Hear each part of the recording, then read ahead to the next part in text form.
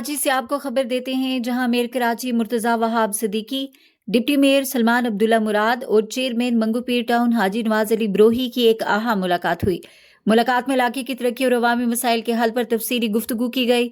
اس دوران شارع رمضان بروہی مدینہ الحکمت روڈ کی تعمیر کے منصوبے پر خصوصی توجہ دی گئی۔ یہ شاہراہ نہ صرف علاقے کے لوگوں کی روزمرہ زندگی میں آسانی پیدا کرے گی بلکہ ترقی کے نئے مواقع بھی فراہم کرے گی۔ میئر کراچی نے ہدایت دی کہ منصوبے کو جلد از جلد مکمل کیا جائے۔ چیئرمین منگو پیر ٹاؤن نے عوامی مسائل اور تجاویز پیش کرتے ہوئے اس بات پر زور دیا کہ تعمیراتی معیار پر کوئی سمجھوتہ نہ کیا جائے۔ ٹریفک کی روانی، مقامی معیشت کی بہتری اور عوامی سہولیات کی فراہمی پر بھی گفتگو کی گئی۔ یہ ملاقات منگو پیر کے عوام کے لیے ایک مثبت پیش رفت ہے جو علاقے کی ترقی اور عوامی فلاح و بہبود کے لیے ایک اہم سنگ میل ثابت ہو سکتی ہے۔